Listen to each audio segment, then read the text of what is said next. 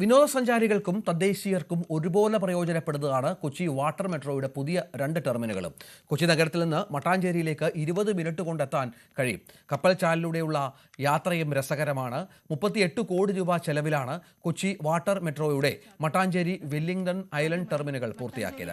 മുഖ്യമന്ത്രി പിണറായി വിജയൻ ടെർമിനലുകൾ നാടിന് സമർപ്പിച്ചു.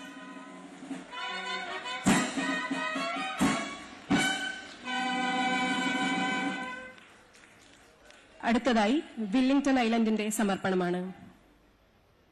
മട്ടാഞ്ചേരിയിലെയും വെല്ലിംഗ്ടൺ ഐലൻഡിലെയും ടെർമിനലുകൾ നിറഞ്ഞ സന്തോഷത്തോടെ ഔപചാരികമായി ഉദ്ഘാടനം ചെയ്തതായി ആദ്യമായും അറിയിക്കട്ടെ. മട്ടാഞ്ചേരി ടെർമിനൽ 30 കോടി രൂപ ചെലവിലും വെല്ലിംഗ്ടൺ ടെർമിനൽ 8 കോടി രൂപ ചെലവിലുമാണ് പണി കഴിപ്പിച്ചിട്ടുള്ളത്.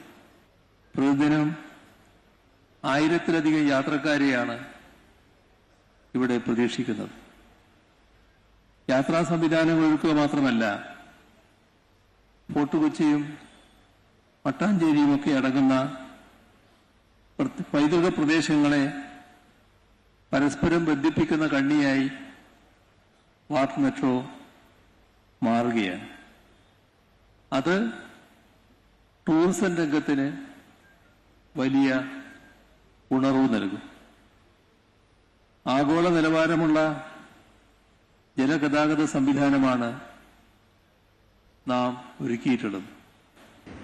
കൊച്ചി വാട്ടർ മെട്രോയുടെ ഒരു പുതിയ പാത കൂടിയാണ് തുറക്കപ്പെടുന്നത്. മട്ടാഞ്ചേരിയും അതോടൊപ്പം തന്നെ വെല്ലിംഗ്ടൺ ഐലൻഡും കൂടി ചേർത്തുകൊണ്ടാണ് ഈ പുതിയ പാത വരുന്നത്. ഇതിൻ്റെ ഒരു പ്രത്യേകത എന്ന് പറയുന്നത് ഹൈക്കോടതി കവലയിൽ നിന്ന് ഏതാണ്ട് 20 മിനിറ്റ് കൊണ്ട് മട്ടാഞ്ചേരിയിലേക്ക് ഇവിടേക്ക് എത്താൻ പറ്റും. സാധാരണഗതിയിൽ കൊച്ചിയിലേക്ക് ഇവിടേക്ക് വരുമ്പോൾ വലിയ രീതിയിലുള്ള ഗതാഗത പ്രശ്നങ്ങളും കാര്യങ്ങളും തന്നെ ഉണ്ടാകും. നമ്മൾ കാണുന്ന വാട്ടർ മെട്രോ അത് മുഖ്യമന്ത്രി അടക്കമുള്ളവരാണ് അതിൽ സഞ്ചരിക്കുന്നത്. അത് ഇവിടെ നിന്ന് മട്ടാഞ്ചേരിയിൽ ഉദ്ഘാടന ശേഷം അവർ ഇവിടേക്ക് എത്തുകയാണ്. മുഖ്യമന്ത്രി വാട്ടർ മെട്രോയിൽ സഞ്ചരിച്ചുകൊണ്ട് ഇവിടേക്ക് അതിൻ്റെ ഒരു ഉദ്ഘാടന പാത കൂടി അതിൻ്റെ ഇത് പൂർത്തിയാക്കുന്നു എന്നതാണ്. 2 ടെർമിനലുകളാണ് പൂർത്തീകരിച്ചിട്ടുള്ളത്. ഒന്ന് മട്ടാഞ്ചേരിയിലും അതോടൊപ്പം തന്നെ വെല്ലിംഗ്ടൺ ഐലൻഡിലുമാണ് ഇത് ക്രമീകരിച്ചിട്ടുള്ളത്. 38 കോടി രൂപ ചെലവിലാണ് ടെർമിനലുകൾ നടന്നിരിക്കുന്നത്. 8000 സ്ക്വയർ ഫീറ്റിലാണ് മട്ടാഞ്ചേരിയിലെ ടെർമിനൽ, 3000 സ്ക്വയർ ഫീറ്റിലാണ് വെല്ലിംഗ്ടൺ ഐലൻഡിലെ ക്രമീകരിച്ചിരിക്കുന്ന ഈ ടെർമിനലും വരുന്നത്. വലിയ രീതിയിൽ പശ്ചിമ കൊച്ചി മേഖലയിലുള്ളവരുടെ വലിയൊരു വിഷയമെന്ന് പറയുന്നത് യാത്രാ ദുരിതം തന്നെയാണ്. അത് സ്വാഭാവികമായും അവർ ഈ പാലങ്ങൾ വഴി ചുറ്റി നഗരത്തിലേക്ക് എത്തുമ്പോൾ വലിയ സമയം, യാത്രാക്ലേശം ഇതെല്ലാം തന്നെ അവർക്ക് അനുഭവിക്കേണ്ടി വരുന്നു. എന്നാൽ ഇതിന് വലിയൊരളവ് വരെ പരിഹാരമാവുകയാണ് വാട്ടർ മെട്രോയുടെ ഒരു ഇടപെടൽ എന്ന് പറയുന്നത്.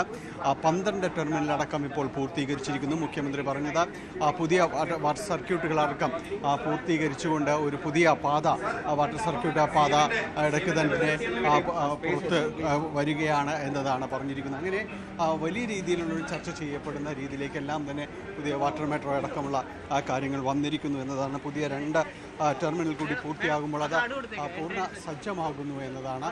എന്തായാലും 2 ടെർമിനലുകളുടെ പൂർത്തീകരണം വന്നിരിക്കുന്നു. അത് എല്ലാം തന്നെ പൂർത്തീകരിക്കപ്പെട്ടിരിക്കുന്നു എന്നതാണ്.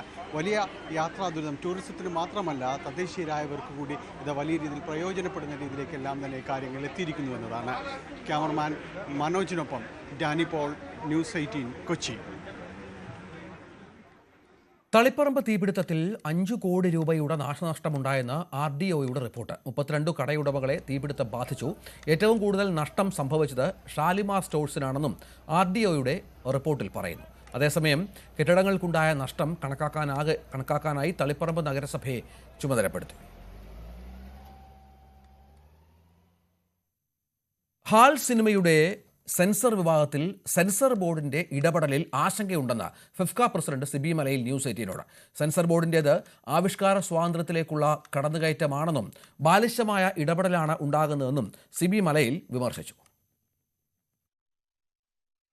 കേന്ദ്ര സെൻസർ ബോർഡിന്റെ കടും വെട്ടിന് ഏറ്റവും ഒടുവിൽ ഇരയായിരിക്കുന്നത് മലയാളത്തിലെ ഷൈൻടികം നായകനായിട്ടുള്ള ഹാൽ എന്ന ചിത്രത്തിലാണ്. ഇത് മലയാളത്തിലെ സിനിമാ പ്രവർത്തകരടക്കം വലിയ പ്രതിഷേധം തന്നെയാണ് ഇതിനോടകം തന്നെ രേഖപ്പെടുത്തിയിരിക്കുന്നത്.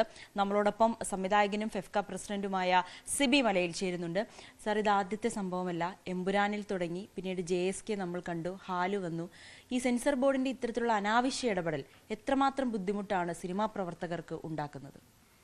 ഇത് ആവർത്തിച്ച് തന്നെ മലയാള സിനിമയിടയ്ക്കേറെയാണ് ഈ ഇത്തരത്തിലുള്ള ഇടപെടലുകൾ അല്ലെങ്കിൽ വിലക്കുകൾ വന്നുകൊണ്ടിരിക്കുന്നത്. നമ്മളെ സംബന്ധിച്ചിടത്തോളം അത് വളരെയധികം ആശങ്ക ഉണർത്തുന്ന കാര്യമാണ്. കാരണം ഒരു ചലച്ചിത്ര പ്രവർത്തനം എന്ന നിലയിൽ നമ്മളെല്ലാവരെയും ഒരു ഭയപ്പാടോടുകൂടി ഇനി നമ്മുടെ പ്രവർത്തനങ്ങളുമായിട്ട് മുന്നോട്ട് പോകേണ്ട ഒരു സാഹചര്യത്തിലേക്ക് കൊണ്ട് എത്തിക്കുന്നുണ്ടത്.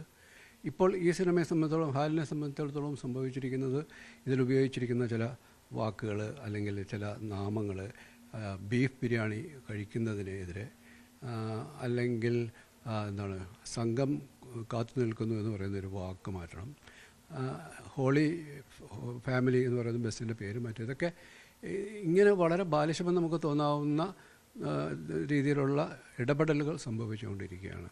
ഇത് നിസ്സാരമായിട്ടുള്ള, നമ്മൾ കേരളീയ സമൂഹം പൊതുവെ ജീവിച്ചു പോരുന്നൊരു സാധാരണ സാഹചര്യങ്ങളിലുള്ള കാര്യങ്ങളെയാണ് ഇതിനകത്തേക്ക് അതിനെതിരെയാണ് അവരുടെ നിലപാടുകൾ വന്നിരുന്നത്. പ്രത്യേകിച്ചും ഈ നമ്മുടെ ഭക്ഷണ രീതികളെയൊക്കെ ബാധിക്കുന്ന രീതിയിൽ അതിനെയൊക്കെ ഭീഷണി ഉയർത്തുന്ന രീതിയിലുള്ള നിലപാടുകൾ വരുന്നു. അതുപോലെ പേരുകൾ, ഇപ്പോൾ ഹോളി ഫാമിലി എന്ന് പറയുന്നത് വിശുദ്ധ കുടുംബം അല്ലെങ്കിൽ തിരുക്കുടുംബം എന്നൊക്കെ പറയുന്ന ഒരു സാധാരണയായിട്ട് ആ പേരിൽ എത്രയോ സ്ഥാപനങ്ങളുണ്ട്, സ്കൂളുകളുണ്ട്, ഹോസ്പിറ്റലുകളുണ്ട്. അപ്പോൾ അതിൻ്റെയൊക്കെ പേരെടുത്ത് മാറ്റാൻ പറയും ഇനി ഭാവിയിൽ.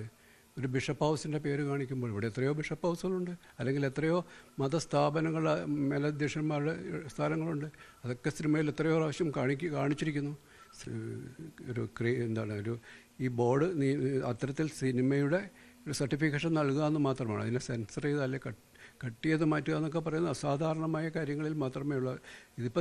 ഇത് ഏത് സിനിമയുമായിട്ട് ചെന്നാലും ഇപ്പോൾ നമ്മളെ ആശങ്കപ്പെടുത്തുന്ന രീതിയിൽ, നമ്മളിനിയിപ്പം സിനിമ നിർമ്മിക്കാൻ തുടങ്ങുന്നതിന് മുമ്പ്, എഴുതി തുടങ്ങുന്നതിന് മുമ്പ് തന്നെ നമ്മളെ ചില കാര്യങ്ങളെക്കുറിച്ച് നമ്മൾ വളരെ ആശങ്കയോടെ തന്നെ പേരുകൾ ഇടുന്നതിന്, സിനിമയുടെ പേര്, കഥാപാത്രങ്ങളുടെ പേരുകൾ, അല്ലെങ്കിൽ നമ്മൾ ആ സിനിമയിൽ കാണിക്കാൻ പോകുന്ന ഭക്ഷണ പദാർത്ഥങ്ങളായാലും അല്ലെങ്കിൽ ഏതെങ്കിലും സ്ഥാപനങ്ങൾ, ബോർഡുകളെയൊക്കെ വളരെ ശ്രദ്ധയോടുകൂടെ ചെയ്യേണ്ട ഒരു സ്ഥിതിവിശേഷത്തിലേക്ക് നമ്മളെ കൊണ്ട് എത്തിച്ചിരിക്കുകയാണ്.